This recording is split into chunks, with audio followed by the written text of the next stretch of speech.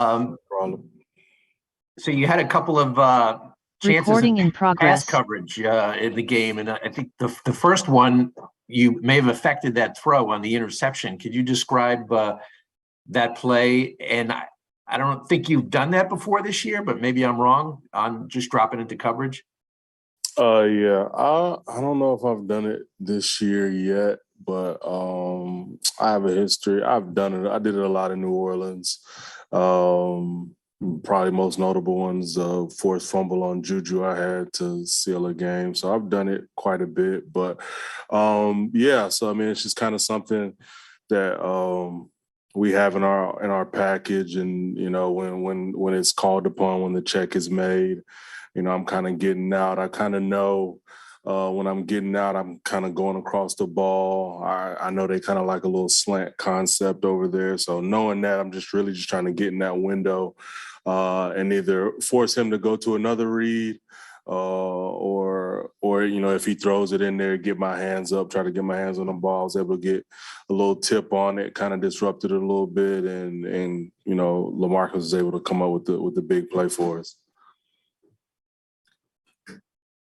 Sheldon, at the end of last year, right after the Buffalo game, Coach Saleh talked about closing the gap in the division and how kind of critical that would be for this program. This is your first division game this week with Miami. Just where do you guys feel like you're at with that in terms of closing that gap, and you know, how important is it? You know, we're happy with the progress we've made thus far. Obviously, watching the tape and understanding that there's still lots of room for improvement all over the place, but understanding that we're taking the necessary steps that we want to take to continue to be a better team and continue to take over this division.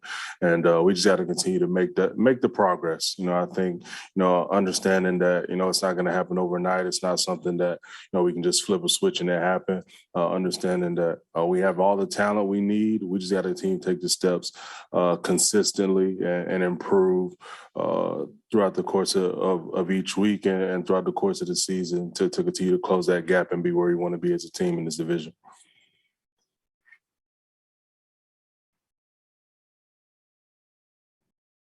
Any more questions for Sheldon? You guys have, you know, obviously had two really good comebacks in the fourth quarter, but of course you got there by falling far behind before the fourth quarter. How important is it for you guys to get off to better starts? Oh, yes, that's obviously important. I think, you know, in this league, you can't put yourself in a hole too many times and just expect yourself to climb out of it. Obviously, you know, we'll take the wins as they come. You know, to be able to battle back in two hostile environments and get wins is always a plus. Understand that this team is just continuing to learn how to win and continue to put it on tape. And I spoke about it a couple of weeks ago, just confirm validity and being able to see yourself doing it. That just breeds the confidence to be able to go out and do it again. But we have to be able to start faster. We have to be able to get out and play great, consistent ball consistently for 4 quarters. That'll just allow us to continue to, you know, put ourselves in positions to not have to come from behind and continue to put ourselves in positions to get out ahead early and win games sooner. Sheldon, the Dolphins announced earlier that Teddy would be starting Sunday too. Is out. You played with him for a couple of years in New Orleans. What does he bring to the table? Teddy's the ultimate competitor. You know, I obviously played with him in college, had the courtesy of playing with him in the league as well. Again, ultimate competitor, a pro's pro. You know, he can run, you know, any offense. He can make all the throws. You know, he can easily come in there and continue to keep that offense rolling and get the ball to the playmakers, which is what they want to do. It's not necessarily he's no slouch. There's not going to be a drop off. There's not going to be, you know, going into this week, you know, thinking that he's a weak link to that team. He's a quarterback who's played at a high level. You know, he's been a Pro Bowl quarterback in this league. He's done it at a high level, and he's shown he can do it when given the opportunity. So for us, it's going to be about going in there and treating him as we would treat any other high level starting quarterback in this league. Sheldon, with the penalties, a couple on defense, personal fouls, each week there seems to be one or two of those. Does that get talked about during the week among players and coaches, or how do you guys approach trying to cut that out?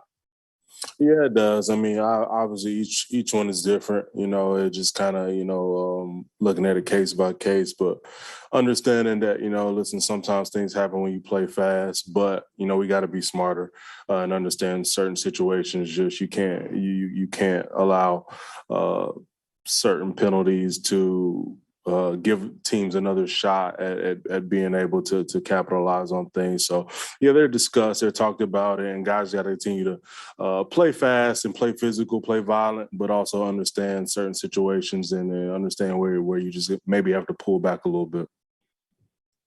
Sheldon, Last one here. after the Bengals game, Coach Sala talked about being better on third down, and I think you guys put a little emphasis on it in practice. How much better did you think you guys felt on third down yesterday?